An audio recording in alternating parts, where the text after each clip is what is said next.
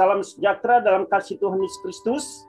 Bapak Ibu, kita bersyukur di hari ini di sesi yang kedua kita kembali boleh beribadah kepada Tuhan Yesus Kristus lewat Menara Doa Segala Bangsa, baik kita yang ada di media Zoom Prayer Meeting maupun bagi saudara-saudara yang ada di saluran YouTube Menara Doa Segala Bangsa.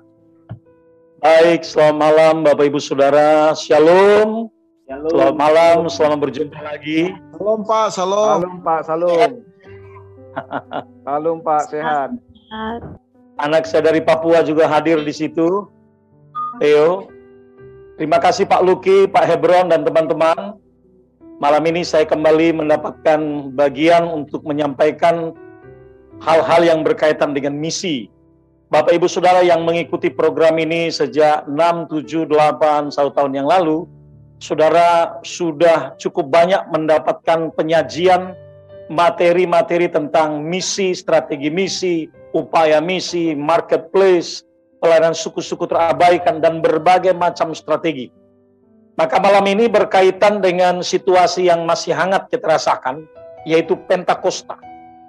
Karena hal Pentakosta ini juga, maka 2 minggu saya mohon izin dari Pak Luki dengan Pak Benyamin untuk memberi waktu bagi saya memberi perhatian kepada jemaat yang kami bina. Karena jemaat yang kami bina ini bukan saja dari saudara-saudara yang sudah menjadi percaya dalam Yesus, tetapi juga mereka dari komunitas-komunitas M yang kami bina menggunakan video call, menggunakan Zoom, pengajaran dan sebagainya, sehingga menyita banyak waktu. Dan kami juga melakukan pelayanan 10 malam, doa 10 malam. Memang secara teologis saudara, pencurahan Roh Kudus sudah terjadi. Kapan saja Anda memintanya, Anda pasti menerima. Amin. Amin. Ya. Saya dengar mulut-mulut yang terucap walaupun termute. Ya. Amin. Ya. Kalau kapan saja Anda meminta, Anda menerima. Karena 2000 tahun yang lalu, Roh Kudus sudah dicurahkan. Dan pencurahan Roh Kudus itu berarti adalah titik awal mulainya gereja, mulainya pergerakan kesembuhan, mulainya pelayanan doa, mulainya kegerakan. Dan itu mulai awal. Dan setelah itu, sampai kapanpun kita dapat menerima pengurapan baru, new anointing, sesuatu yang baru, bahkan urapan yang penuh, kita dapat kembali dipenuhi dengan urapan-urapan segar dalam doa, dalam persekutuan kita dengan Tuhan. Waktu Anda bersekutu dengan Tuhan secara pribadi, tanpa engkau sadari ada pengurapan baru dan penuh memenuhi kita. Dan pengurapan itu membuat kita bergairah, membuat kita penuh dengan semangat, dan membuat kita berbeda. Nanti kita akan lihat dalam paparan materi, the power of mission in the Holy Spirit. Kuasa pengutusan dalam Roh Kudus. Bahwa Roh Kudus itu bergerak dinamis sampai hari ini. Dia utusan dari Bapa dan Kristus. Dia adalah Roh Allah itu sendiri. Dia yang bekerja berlipat kali ganda melampaui batas kemampuan kita. Sehingga kita tercengang-cengang melihat sesuatu yang Tuhan kerjakan dalam hidup kita. Mengapa? Karena orang-orang mengenal murid-murid adalah orang-orang biasa, nelayan-nelayan biasa. Tapi mereka mengubah sejarah pada zamannya. Mengapa? Roh Kudus hadir. Nah, pada waktu kami doa 10 malam, saudara, dari anak-anak kecil hadir. Saudara, anak-anak kecil umur 8-9 tahun mereka dipenuhi Roh Kudus. Mereka mengalami baptisan Roh Kudus. Anak-anak itu mulai mendapatkan sesuatu, mendapat penglihatan. Persis apa yang disampaikan oleh Nabi Joel. Nabi Joel berkata bahwa anak-anakmu laki-laki dan perempuan, teruna-terunamu, orang-orang tua, semua klasifikasi usia dalam kehidupan orang percaya mendapatkan bagian dan hak yang sama, yaitu pengalaman dibaptis dengan Roh Kudus. Anak-anak kecil ini saudara, kesaksian mereka beragam.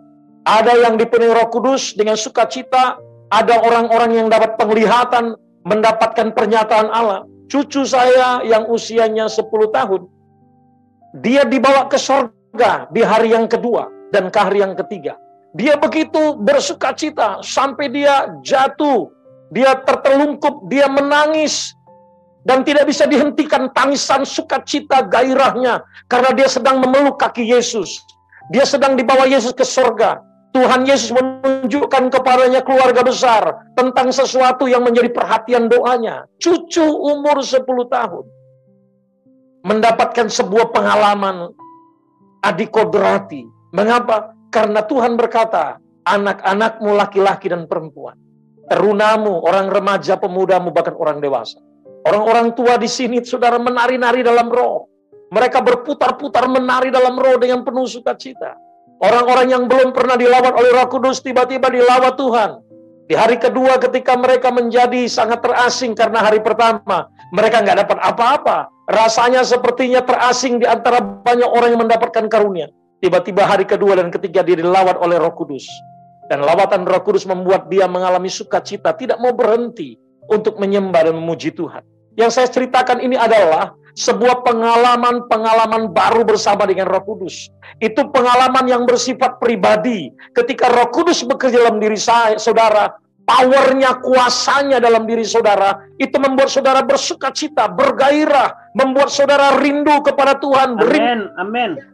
Membangun hubunganmu dengan Tuhan, antusias. Tetapi ada pengalaman-pengalaman lebih lanjut, yang tidak hanya berhenti kepada penglihatan, mendengar suara Tuhan, dibawa Tuhan ke surga, dibawa rohnya dipindahkan ke suatu tempat, ke tempat yang lain. Roh saya dibawa masuk ke sebuah tempat, melihat kerajaan surga, melihat kota-kota yang menjadi tujuan misi. Tubuh saya di sini, tapi roh saya dibawa pindah ke beberapa kota, melintasi beberapa provinsi.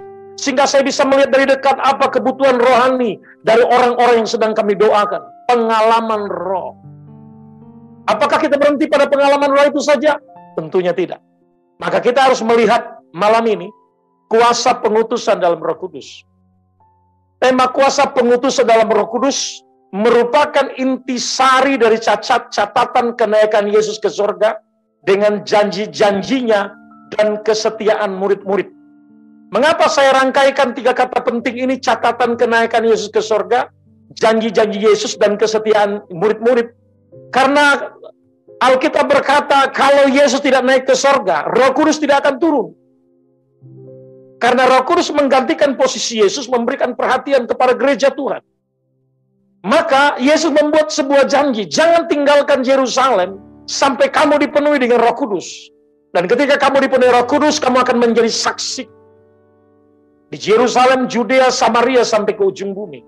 Kuasa pencurahan Roh Kudus tidak saja membuat saudara menjadi orang yang berbeda, pribadi yang penuh dinamika, semangat, gairah. Saudara dipenuhi dengan karunia-karunia rohani yang hebat. Tetapi ada sebuah tanggung jawab besar yang Tuhan percayakan kepada kita. Kita menjadi saksi. Saudara, apa jadinya dunia ini ketika murid-murid tidak setia memenuhi keinginan Tuhan? Apa jadinya dengan gereja Tuhan? Mungkinkah gereja Tuhan lahir hari ini jika murid-murid tidak setia? Saudara dengarkan baik-baik. Dunia yang kita hidupi hari ini ditentukan oleh ketaatan 120 murid di loteng Yerusalem. Kita tidak bisa abaikan hal itu. Walaupun pada awal tadi saya katakan secara teologis, Roh Kudus sudah dicurahkan. Sehingga kapanpun Anda bisa minta, Anda terima Roh Kudus. Tetapi dalam penggembalaan misi kadang-kadang kita harus membuat sebuah momentum, menyediakan sebuah panggung, menyediakan sebuah kegiatan di mana jemaat dapat mengambil waktu secara khusyuk. Mungkin di rumah mereka tidak bisa santai, tidak bisa khusyuk karena disibukkan dengan berbagai keadaan. Maka momentum pencurahan Roh Kudus kami gunakan 10 malam untuk berdoa. Diawali dengan puasa, dan hasilnya setiap orang dilawat oleh Roh Kudus. Apa jadinya dunia ini jika 120 orang murid tidak setia menantikan janji Bapa di loteng Yerusalem? Doa adalah kapasitas besar yang disediakan oleh Allah untuk kita menerima apa saja yang menjadi harapan kebutuhan kita. Doa 10 malam membuat murid-murid menerima Roh Kudus.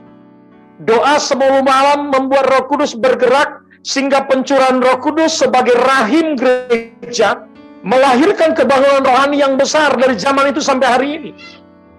Rahim gereja yang disebut dengan pencurahan Roh Kudus itu melahirkan gereja-gereja misi yang bertindak.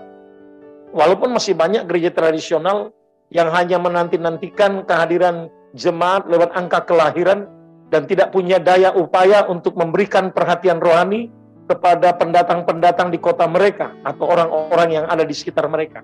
Dan pencurahan Roh Kudus juga sebagai rahim di mana dunia misi terbuka. Utusan-utusan misi terjadi. Lintasan Injil yang tadinya hanya di sekitar Yerusalem bergerak masuk ke Roma. Di Roma gereja bergerak cepat, seluruh Roma mendengar Injil.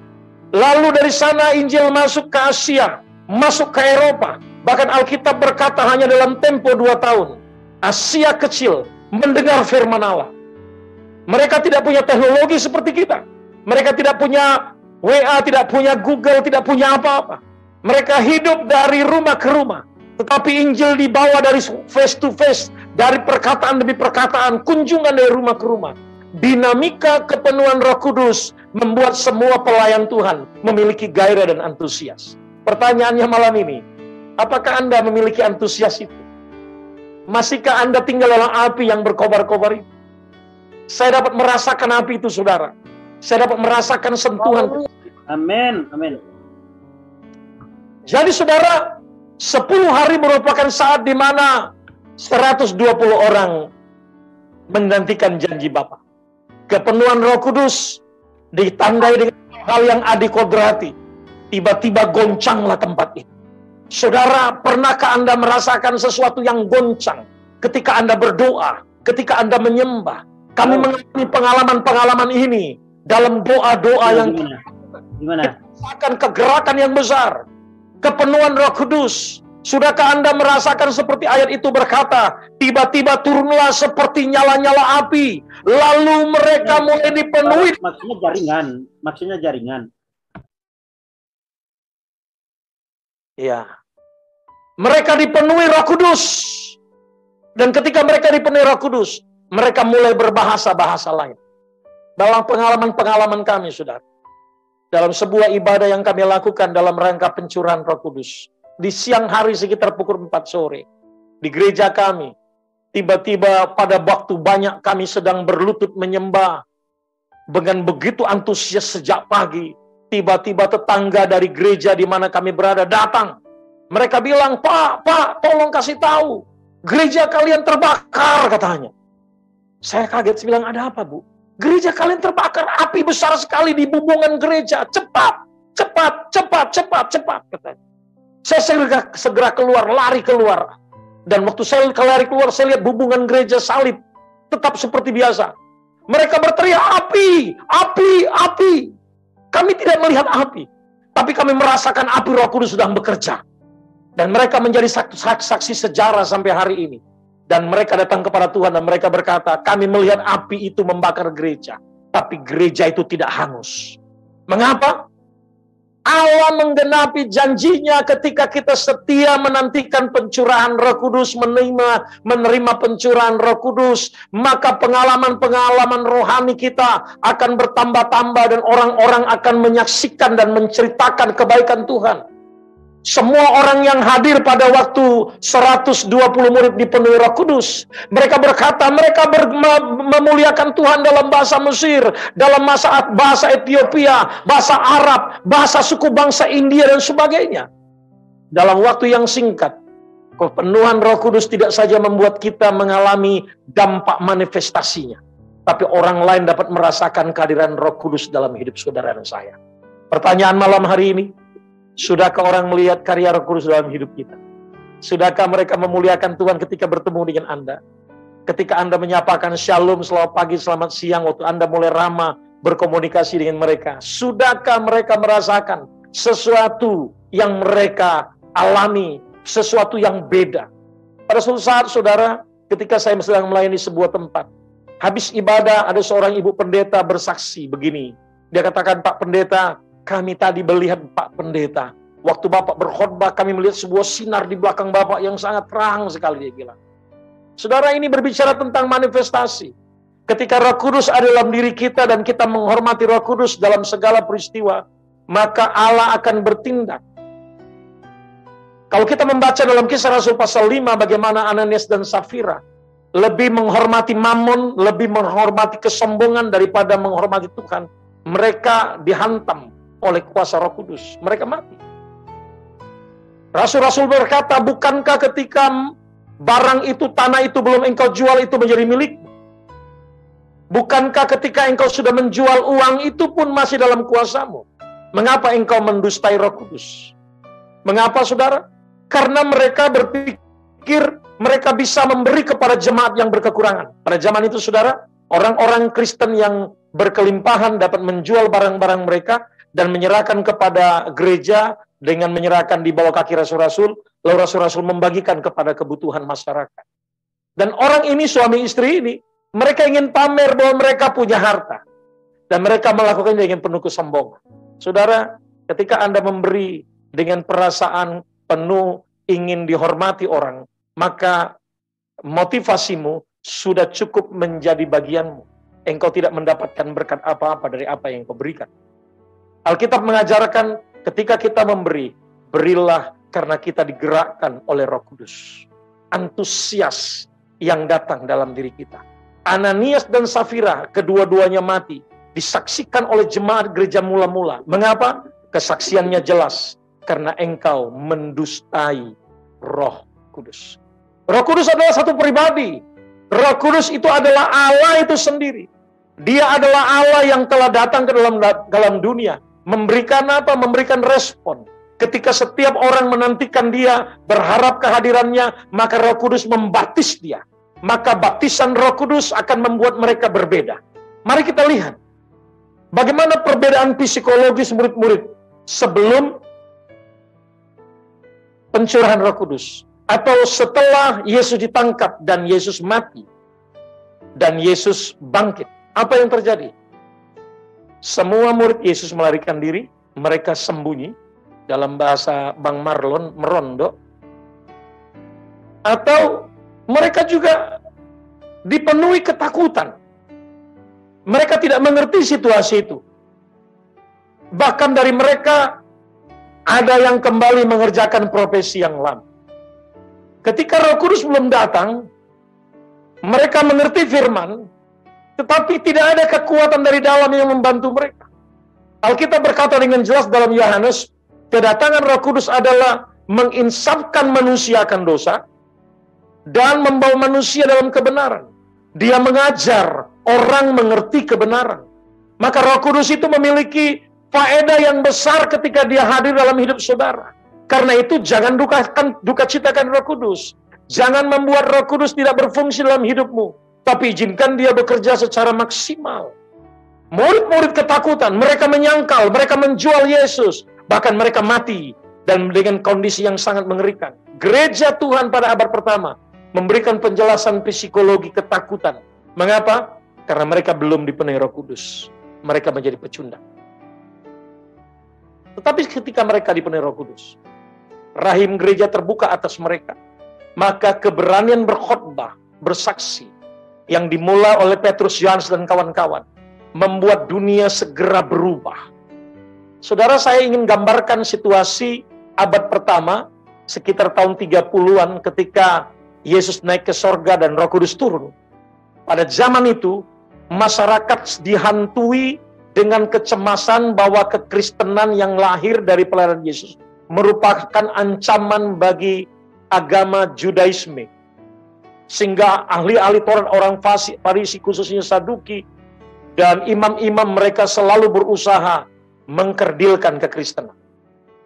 Dan saudara lihat, Yesus dihakimi, Yesus dibunuh, walaupun pengadilan tidak menemukan satu fakta apapun tentang kejahatan Yesus yang layak dihukum mati. Saudara, sama dengan hukum di Indonesia, bahwa dua fakta hukum dibutuhkan untuk memastikan seseorang bersalah. Mereka tidak temukan pada Yesus. Lalu Yesus dihukum mati, dan mereka berpikir setelah Yesus dihukum mati, maka selesai gerakan kekristenan. Tidak. Roh Kudus datang, lalu lahirlah orang-orang dengan semangat yang berbeda, yang tadinya merondok, sembunyi, takut. Alkitab menjelaskan terjadilah keberanian dalam berkhotbah, bersaksi. Mereka berkhotbah pertama kali 3.000 orang bertobat. Mereka menyentuh orang yang sakit, orang yang lumpuh. Dan mereka berkata, emas dan perak tidak ada padaku, tapi yang ada padaku kuberikan kepadamu. Kuasa Roh Kudus yang bekerja dalam diri rasul-rasul. Ragam audiensi dari berbagai bangsa yang hadir dalam kepenuhan Roh Kudus dalam pelayanan mereka bertemu dengan Tuhan. Dan para rasul yang dipenuhi Roh Kudus mampu menguraikan nubuatan dalam Perjanjian Lama, di mana Yesus adalah penggenapan janji Bapa, penggenapan janji para nabi dalam firman Tuhan, dalam nubuatan, dalam Dia adalah Mesias. Maka hal itu membuat penjelasan-penjelasan murid-murid sangat terbuka. Maka terjadilah pertobatan-pertobatan massal, pelayanan KKR massal. Komunitas orang percaya mulai terbangun di mana-mana. Dan sekte Judaisme adalah sebuah agama yang formal, merasa terancam, melihat apa? Kesembuhan-kesembuhan. Saudara, dari kelompok Saduki dan Farisi, mereka itu kelompok para imam. Imam-imam itu dari dua golongan ini. Ada golongan Saduki. Golongan Saduki ini, saudara, golongan yang tidak mempercayai kebangkitan orang mati dan hari kiamat. Orang-orang Farisi mempercayai hal itu. Maka seringkali terjadi kontradiksi ketika Yesus harus melakukan pelayanan, murid-murid melakukan pelayanan kesembuhan. Orang-orang Saduki yang paling banyak menyerang dan menolak kesembuhan, bahkan ketika Lazarus mati, bangkit pun mereka tidak mempercayai adanya kebangkitan. Nah, kita akan melihat Yohanes pasal 4. Yohanes pasal 4 ayat 1. Saya bacakan demikian. Ketika Petrus dan Yohanes sedang berbicara kepada orang banyak, mereka tiba-tiba, saudara, didatangi imam-imam dan kepala pengawal bait Allah, serta orang-orang Saduki. Orang Saduki ini tidak percaya mujizat, tidak percaya hari kiamat, tidak percaya kebangkitan. Sehingga mereka memprovokasi terus untuk orang-orang percaya setelah Yesus ditangkap oleh kelompok ini juga. Maka selanjutnya mereka melarang pekabaran Injil. Ayat 2, orang-orang itu sangat marah karena mereka mengajar orang banyak dan memberitakan bahwa dalam nama Yesus, bahwa dalam Yesus ada kebangkitan dari antara orang mati. Nah, kebangkitan orang mati ini adalah tema perlawanan, pertentangan oleh orang-orang Saduki. Mereka sangat menolak, sehingga mereka mendengar pengajaran itu, mereka datang mengkanter dan menolak pengajaran itu. Berapa banyak dalam pelayanan kita, saudara, kita ditolak. Bagaimana pengajaran-pengajaran kita menjelaskan tentang kebangkitan, keselamatan, ditolak. Mungkin ada di antara saudara yang ditolak oleh keluarga karena saudara berani bersaksi tentang Yesus. Mungkin saudara ditolak oleh teman, keluarga, sahabat, masyarakat lebih luas ketika Anda mencoba menyampaikan berita tentang Yesus. Saya mengalami pengalaman-pengalaman yang sedemikian rupa, saudara. Bagaimana saya pada akhirnya juga mengalami penolakan oleh komunitas-komunitas yang saya layani pada awalnya. Tetapi pada waktu berjalan setelah komunikasi itu terus berjalan, maka kami temukan hati mereka mulai terbuka terhadap kebenaran tersebut, saudara. Penolakan dapat terjadi biasanya karena mereka tidak mengerti apa yang saudara sampaikan. Pada suatu saat, saudara, saya ditolak di sebuah kota dalam rangka misi pelayanan kepada masyarakat yang ada di sekitar. Pada waktu saya memulai sebuah tempat untuk beribadah, ada beberapa orang yang anak-anak pelajar mulai saya bina, saya layani, dan mulai berkembang sebulan, 2 bulan berkembang menjadi 12, 15, 20, seterusnya. Terjadi revival, kami mulai bergerak dari rumah ke rumah, mengadakan kunjungan, pergi ke rumah sakit, berangkat ke penjara, pergi ke pinggir-pinggir jalan, naik ke bis, bersaksi di bis, bagi traktat, bagi Alkitab, macam-macam kami lakukan. Bahkan dalam satu program misi yang kami lakukan di sebuah kota, kami mencanangkan 1 tahun, kami harus membagikan 10.000 Alkitab. Dan kami siapkan Alkitab kecil, Alkitab Gideon, kami minta kepada pemimpin Gideon di kota itu, dan kami diberi 12.000. Dan kami canangkan dari Januari sampai Desember, kita harus membagikan 10.000 Alkitab. Kepada siapa? Mereka yang membutuhkan. Maka Alkitab itu kami bungkus dengan bungkus-bungkus kado dengan rapi, kasih pita. Lalu setiap jemaat, satu jemaat kami beri 1 kantong plastik. Isinya, kalau ini kerupuk, isinya 7 Alkitab, kalau ini kerupuk saudara. Ya, 7 Alkitab. Dan mereka harus bertugas 1 hari minimal membagikan 1 Alkitab kepada 1 orang. Dan strateginya di mana-mana. Mereka bisa naik bis kota, bersaksi di bis kota, membagikan kepada mereka yang terbuka, atau pergi ke rumah sakit, melayani orang dan pergi ke penjara, ke jalan-jalan. Dan saudara, ketika kami mulai sampai kepada tanggal 31 Desember, kami kaget. Ternyata persediaan Alkitab 12.000 sudah ludes habis. Artinya, kami melebihi target 10.000 Alkitab. Kenapa? Semua jemaat, termasuk saya, kami turun membagikan kabar baik. Reaksinya luar biasa.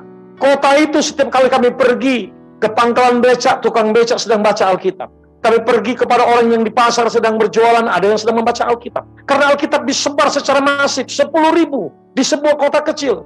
Dengan cepat berita itu tersebar di mana-mana. Lalu saya mulai dicari.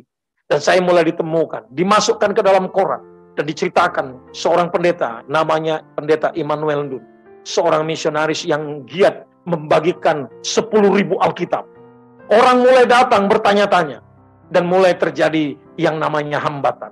Mulailah ibadah kami diganggu. Gereja kami dilempari, lampu-lampu depan belakang hancur, ditembak dengan senapan kecepek. Ya, tembok rumah gereja kami dilempar dengan kotoran. Mobil kami dirusak, jemaat ditikam, lampu gereja diturun naikkan. Betul-betul kami mengalami saat-saat yang sukar. Tetapi apakah itu membuat misi Tuhan berhenti? Tidak. Roh Kudus punya banyak cara ketika kita bertindak dalam cara berpikir Tuhan. Walaupun mereka mengalami aniaya dalam Alkitab tadi, walaupun mereka mengalami pertentangan, tapi Roh Kudus bekerja.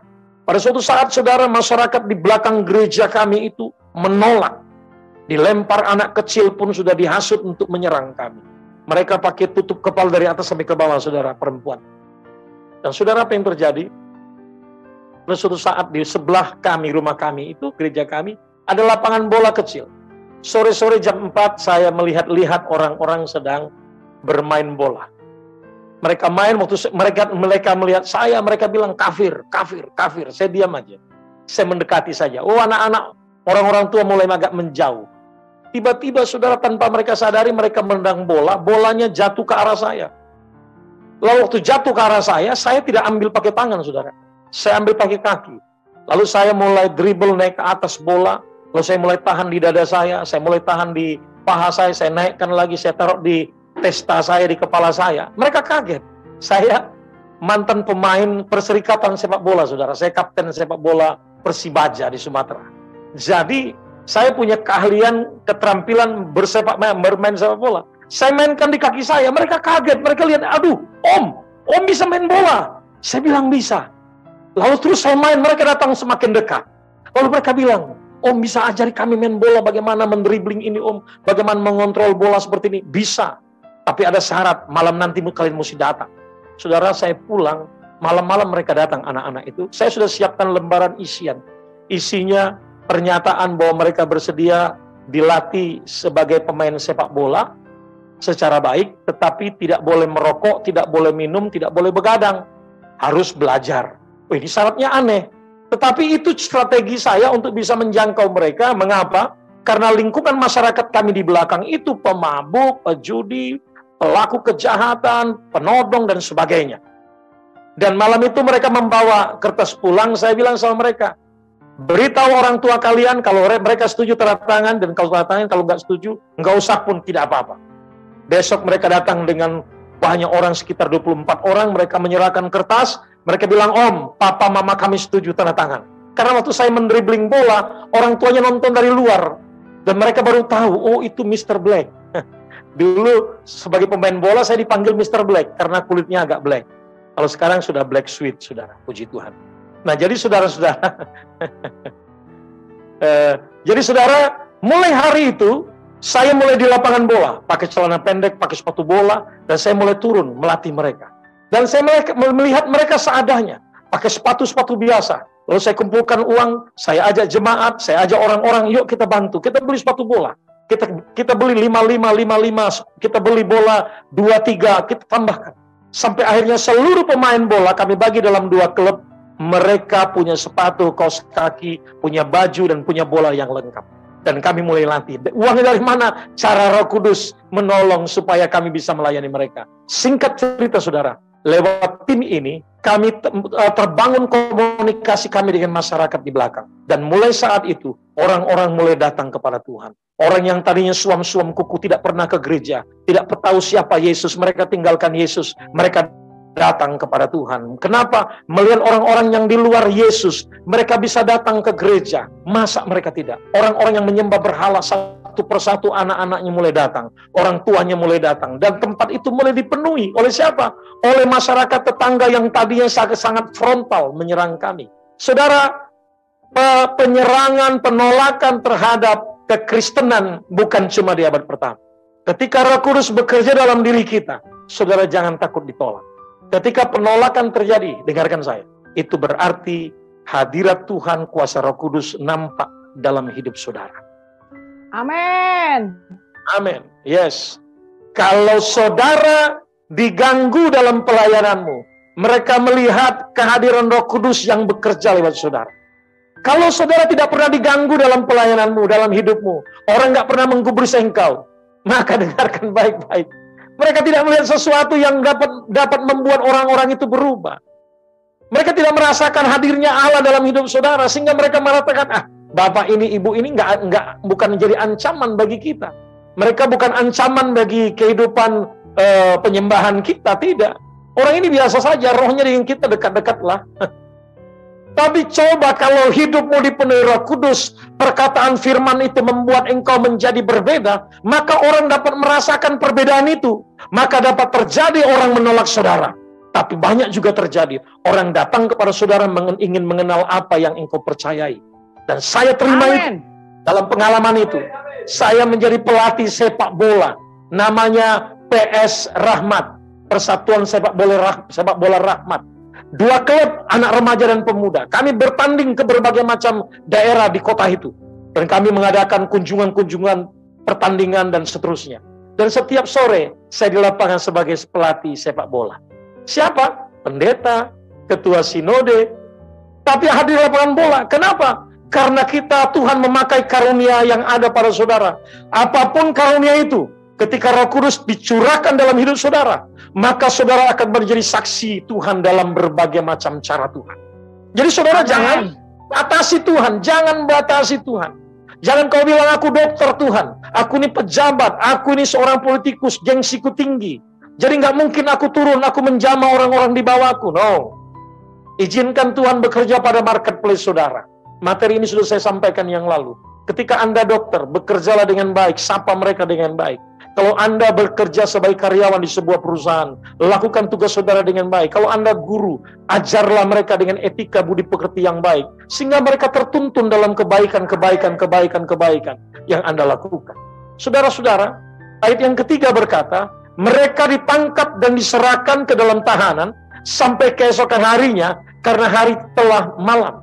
Saudara, konsekuensi dari kuasa Injil yang mengubah audiens, yang mengubah pendengar adalah orang-orang mengalami perubahan. Dan perubahan orang-orang itu tidak saja membuat orang itu bahagia, tetapi membuat orang lain juga terganggu. Hari-hari ini kami banyak mengalami pelayanan kepada saudara-saudara kita dari M. Dan saudara-saudara kita itu ketika mereka datang kepada Yesus, kita mengalami sukacita, dia mengalami kegembiraan yang luar biasa. Tetapi ketika saudara-saudaranya tahu bahwa dia sudah beralih menjadi seorang percaya, bahkan dalam waktu dekat akan mengikuti pentahbisan calon pejabat gereja. Kebetulan saya ketua sinode, tanggal 17 sampai 20 Juni kami mengadakan pelatihan dan persiapan pelantikan bagi anak-anak muda. Yang dilantik nanti saudara umur 21, 22, 23, orang-orang muda, 30 tahun. Kenapa? Karena mereka bersentuhan dengan kuasa Roh Kudus, mereka diubahkan Tuhan.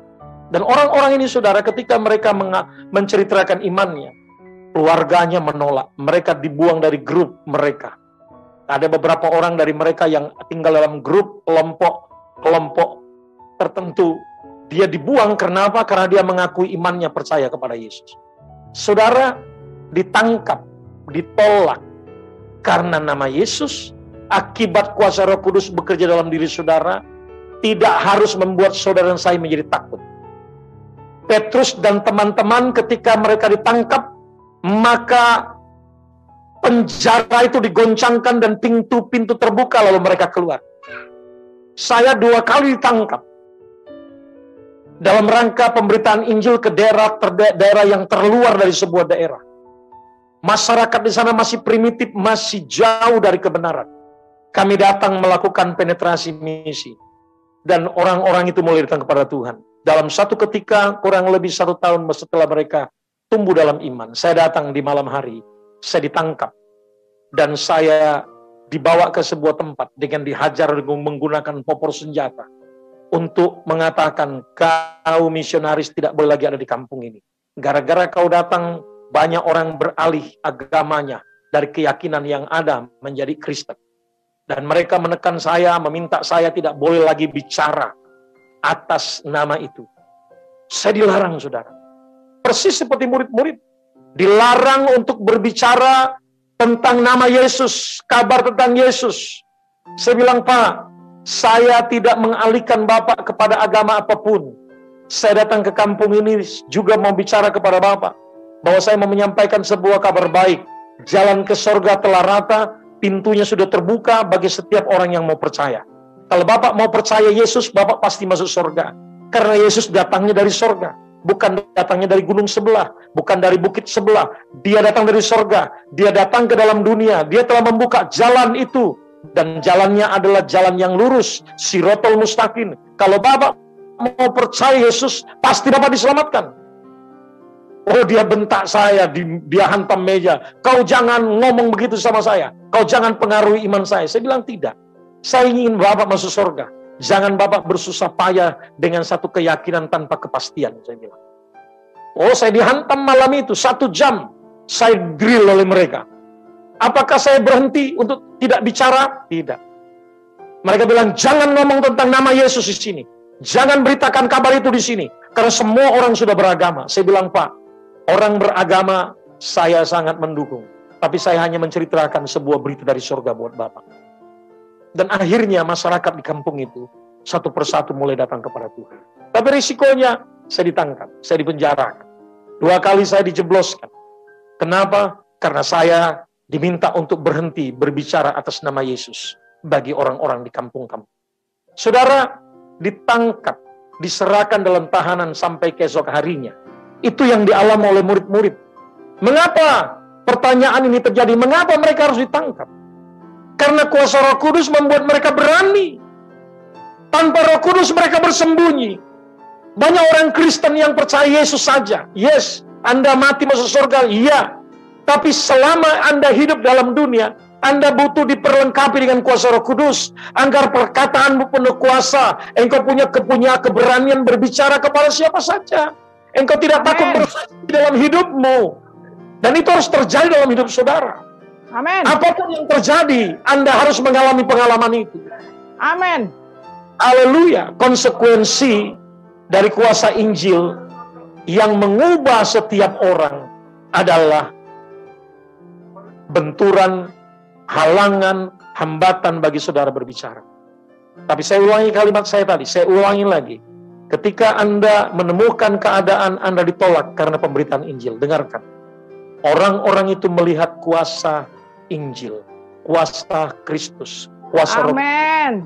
Nyata, Amin. terlihat, dirasakan Yes. dalam pelayanan saudara, dalam hidup saudara. Amin. Amin. Amin. Amin. Amin. Haleluya, haleluya. Ini luar biasa amennya ini. Haleluya. Lalu ayat yang keempat berkata, tetapi di antara orang yang mendengar ajaran itu, banyak yang menjadi percaya. Sehingga jumlah mereka menjadi kira-kira 5.000 orang laki-laki. Saudara, perjuangan saudara dalam melakukan upaya misi tidak akan pernah pulang dengan sia-sia. Allah menjanjikan setiap firman yang Anda sampaikan, dia tidak akan pulang dengan sia-sia. Dia akan berdampak kekal bagi orang yang mendengarnya. Mungkin tidak hari itu mereka menjadi percaya. Mungkin tidak bulan depan mereka menjadi percaya. Mungkin tidak 5 tahun kemudian mereka menjadi percaya. Tapi dengarkan saya, suatu saat mereka menjadi percaya karena firman-Nya tidak pernah dapat diingkari. Amin. Amin. Haleluya. 3 minggu yang lalu saya bersaksi. Tahun 1951, Papa dan Mama saya adalah pendeta misionaris yang pergi ke sebuah kota. Lalu mulai melayani di kota itu dan bertemu dengan seorang tokoh agama besar di kota itu. Dan setelah berdiskusi cukup lama, Bapak saya menyatakan saya ingin mulai menggembalakan jemaat yang sudah saya layani. Tetapi kami tidak punya gedung gereja. Apakah Bapak Haji dapat membantu kami? Lalu Bapak Haji ini berkata, bisa Pak. Dia menyerahkan rumah yang besar, orang tua kami tahun 51 jadikan itu sebagai tempat ibadah. Selama 23 tahun gedung ibadah itu digunakan. Dan berita firman itu disampaikan kepada Bapak Haji. Dan papa saya bersahabat dengan beliau dengan keluarga besar. Berita itu ditaburkan saudara. Tahun 51, 52, 53 terus. Sampai bapak saya meninggal, ibu saya meninggal. Kami melanjutkan pelayanan misi. Dan tahun 2001 saudara, cucu dari beliau itu, seorang tokoh agama juga hari-hari ini, menyerahkan diri kepada Tuhan, melayani Tuhan. Tanggal 20 bulan Juni ini akan ditabiskan sebagai seorang evangelis, memulai sebuah pelayanan kepada komunitas mereka. Kenapa saudara? Kita harus menjadi lemah. Ketika kita ditekan, kita bilang, ada cukuplah Tuhan, aku gak usah melayani lagi. Gak perlu takut saudara. Benih yang Anda taburkan bukan benih gandum, bukan benih pepaya, bukan juga benih padi, tapi benih ilahi. Dan kuasanya, pengaruhnya tetap tahan cuaca. Mau dingin, mau panas, mau tanah berbatu, mau tanah berpasir, mau tanah model apa saja. Yes, amin. Benihnya tetap tumbuh. Dan waktu mulai terjadi penuaian. Amin. Paulus menanam, Apolos menyiram, Tuhan yang menumbuhkan. Amin. Amin. Haleluya. Itu saja. Karena kuasa kebangunan rohani, kuasa Roh Kudus dalam diri saudara akan memampukan saudara terus bekerja. Pada waktu Pak Benyamin, kami sedang berkontak Pak Benyamin dengan Pak Benyamin soal jadwal hari ini. Saya sedang dalam perjalanan masuk ke satu daerah wilayah Simalungun pinggir, melakukan doling. Pagi-pagi hati saya digerakkan oleh Tuhan. Tuhan bilang doling. Dan saya mengajar tentang doling ini di berbagai macam kelas pelayanan. Doling ini memiliki faedah yang luar biasa saudara. Ketika Anda doling, Anda menyiapkan hati orang-orang yang Anda lewati untuk menerima Injil suatu saat nanti. Amin. Doling itu yang besar saudara. Ketika Anda doling, Anda memastikan setiap orang yang Anda lalui, mereka punya kesempatan suatu saat terbuka terhadap Injil. Yes, amin. Kapan waktunya? Tapi bagian kita, doling adalah cara yang sangat bagus. Masuk secara diam-diam dalam mobil, mengelilingi desa, perangi, patahkan ikatannya, pintu-pintu gerbang yang berabad-abad, runtuhkan tembok-tembok pemisah yang membuat mereka tertutup tuli, tidak mendengar Injil, hancurkan dalam nama Yesus. Maka suatu saat mereka akan datang. Haleluya saudara. Karena Alkitab berkata, Roh Kudus itu menginsapkan dunia akan dosa.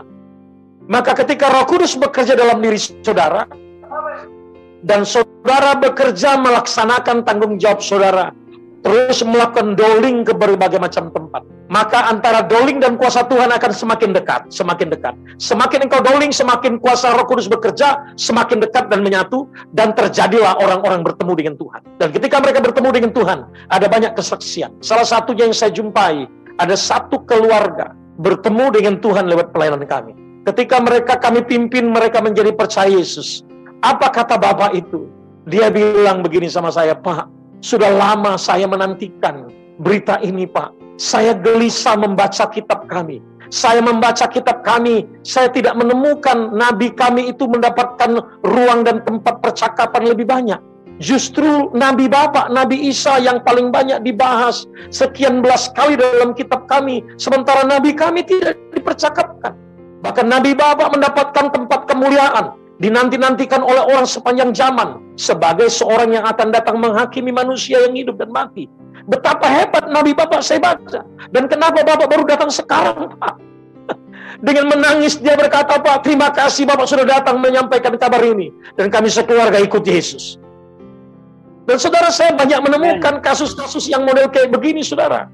Akibat doling yang dilakukan, Tuhan tempatkan kerinduan Injil di hati mereka. Mereka membaca kitab-kitab mereka. Dan mereka merindukan Injil yang sesungguhnya yang dapat mengubah mereka.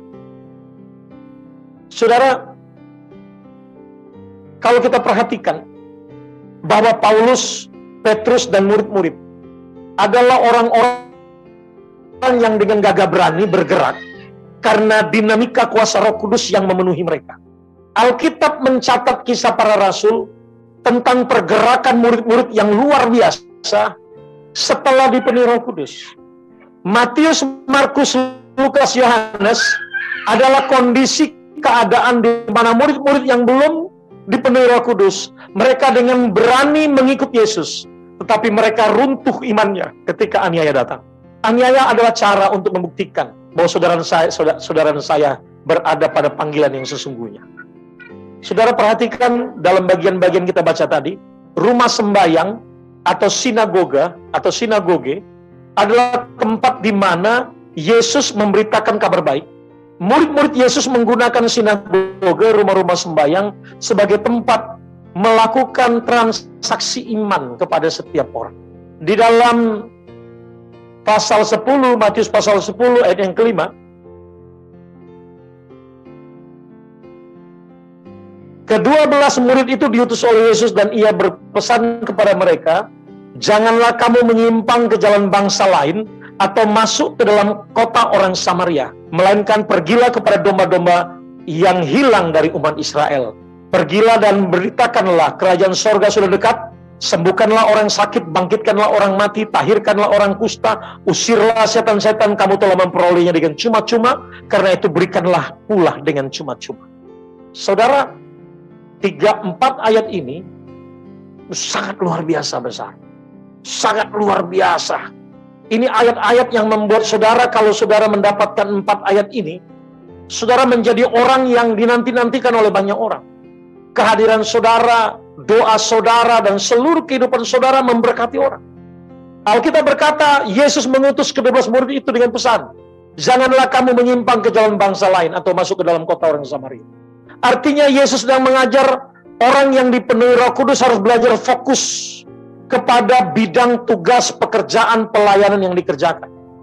Mereka tidak boleh pergi kepada orang lain, tetapi fokus kepada domba-domba Israel yang hilang. Mengapa demikian? Karena domba-domba Israel yang hilang, mereka sudah punya Taurat. Mereka adalah Judaisme. Mereka sudah memiliki sebagian dari Alkitab, yaitu Perjanjian Lama. Sehingga mereka lebih cepat mendapatkan peluang untuk mengerti Injil ketika Injil disandingkan kepada mereka. Karena itulah Yesus mengutamakan penginjilan mula-mula adalah kepada domba-domba Israel yang hilang. Dan kami di berbagai macam daerah, khususnya di kantong Kristen, hari-hari ini kami menekankan pengajaran dan pelayanan kepada domba-domba Israel yang hilang. Mengapa? Karena banyak orang Kristen yang hari-hari ini tidak pernah lagi ke gereja. Mereka sudah tinggalkan Yesus. Walaupun KTP-nya Kristen, kalau anaknya menikah, dibawa ke gereja, kalau anaknya naik untuk melewati proses-proses sakramen, mereka pergi ke gereja. Tapi sesungguhnya mereka tidak bagian daripada gereja. Mereka takut kalau nanti ada apa-apa di kemudian hari mau menikah, nanti gereja nggak membantu. Kalau meninggal siapa yang menguburkan, gereja mana yang mengurus. Hanya hal-hal yang berkaitan dengan hal-hal lahiriah. Hari-hari ini intensitas pelayanan dikerjakan oleh banyak tim misi adalah domba-domba Israel yang terhilang. Nah, saudara fokus kepada domba Israel. Apa karunia saudara, apa panggilan saudara, hari ini belajar fokus. Alkitab mengajarkan dalam Efesus pasal yang keempat, ada rasul-rasul, ada nabi-nabi, penginjil-penginjil, gembala-gembala, dan guru-guru atau pengajar. Anda ada di mana? Fokus pada bagian itu. Semua hamba Tuhan yang berada dalam tim penggembalaan kami tes mereka dengan kuesioner 5 jawatan, supaya mereka tahu di mana mereka berada. Ketika Anda melayani pada fokus titik di mana Anda diberikan tanggung jawab, maka Anda sedang mengerjakan sebuah bagian besar, dan orang lain mengerjakan bagian yang lain, Maka hasilnya ketika kita melihat kalender akhir di Desember 31 nanti, kita melihat kita secara bersama-sama mengerjakan semua tanggung jawab yang dianugerahkan oleh Roh Kudus kepada kita. Kita tidak usah sibuk untuk mengerjakan, mengontrol orang lain.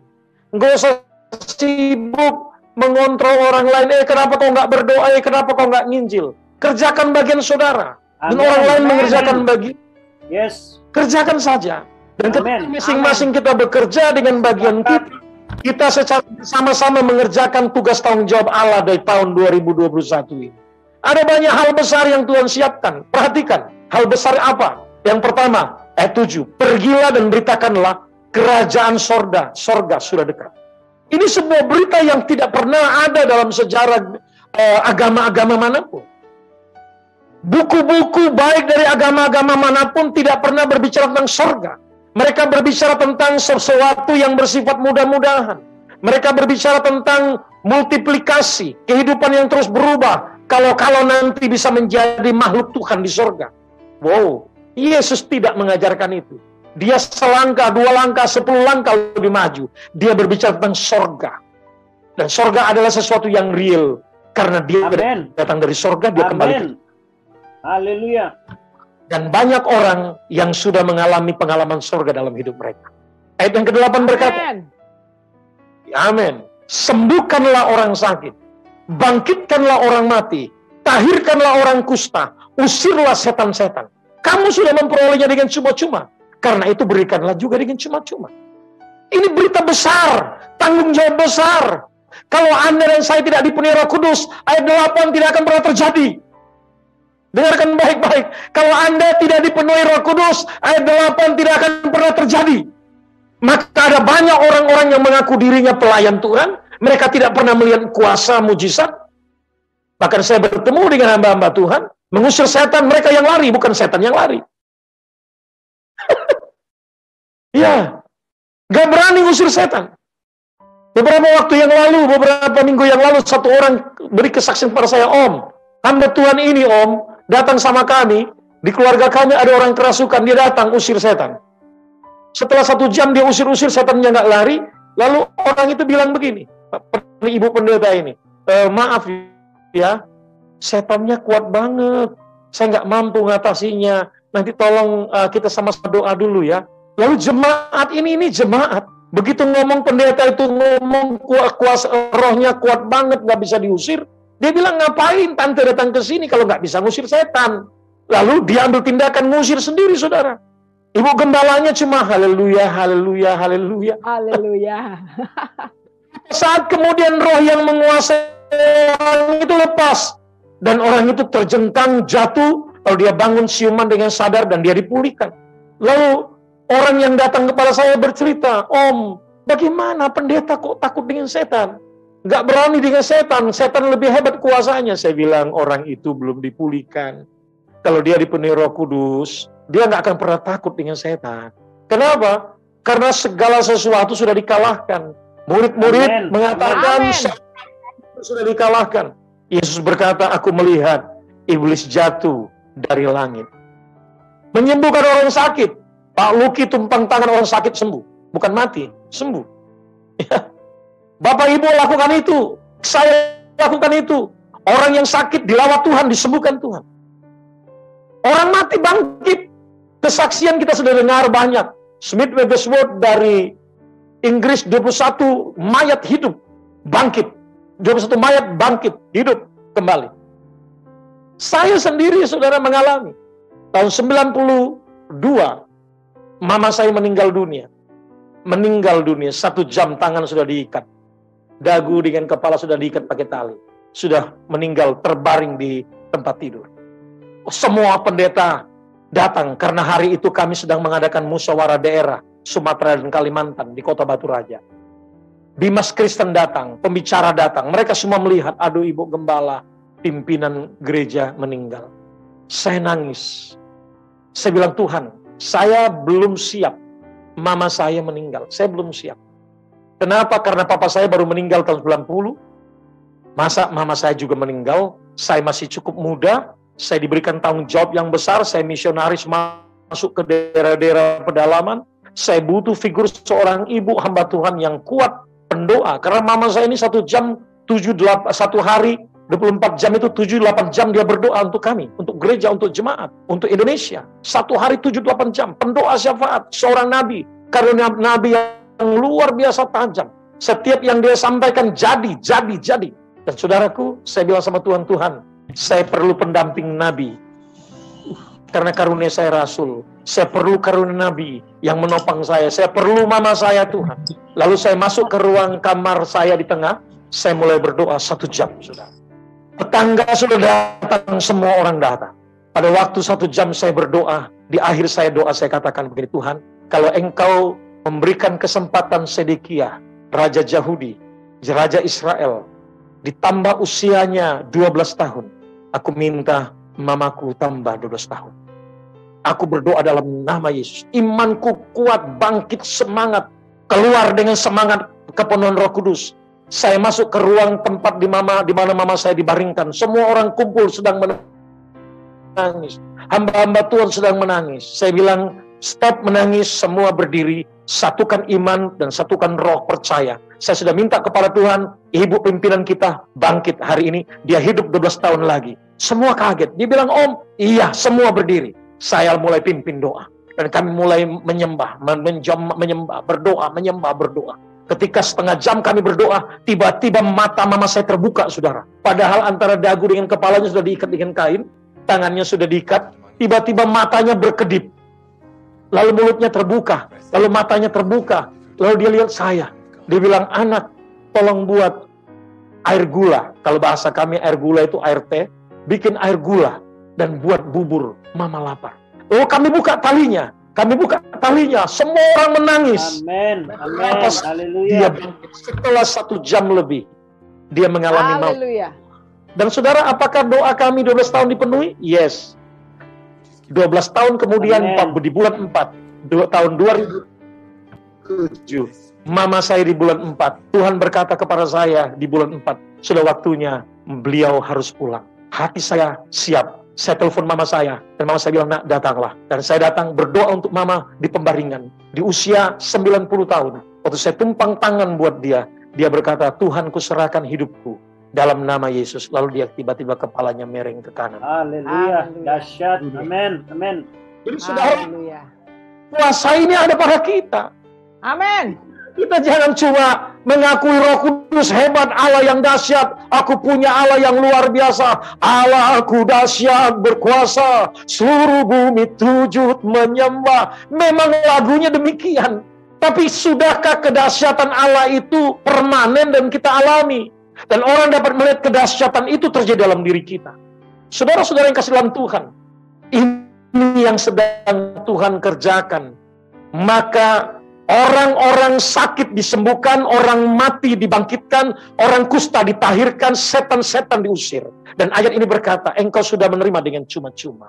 Artinya apa? Itu bukan berasal dari dirimu. Kuasa itu bukan datang dari kekudusanmu, bukan karena pemberian Allah Roh Kudus dalam diri saudara. Engkau harus melakukannya dengan cuma-cuma. Saudara, saya ingin ingat kepada hamba-hamba Tuhan yang ada di dalam Zoom ataupun di YouTube, jangan jual kuasa Tuhan. Saya sering menjumpai hamba-hamba Tuhan yang melayani, yang mencari kemuliaan lewat pelayanan. Maaf, mencari keuntungan dengan pelayanan. Saya melihat seorang hamba Tuhan yang dipakai luar biasa oleh Tuhan. Saya tahu persis, orang-orang sakit sembuh, kanker lepas, orang yang kerasukan setan lari, terbirit-birit sehat. Suatu saat dalam sebuah KKR, saya diminta membantu beliau. Karena beliau pengkhotbah, saya diminta main musik dan saya harus dekat dengan dia. Dan saya mendengar setiap kali dia berdoa untuk orang sakit, orang itu langsung sembuh, saudara. Tiba-tiba saya mendengar suaranya, Ibu, kalau ibu nanti Tuhan sembuhkan lewat pelayanan ini, berapa ibu mau ngasih saya? Saya kaget.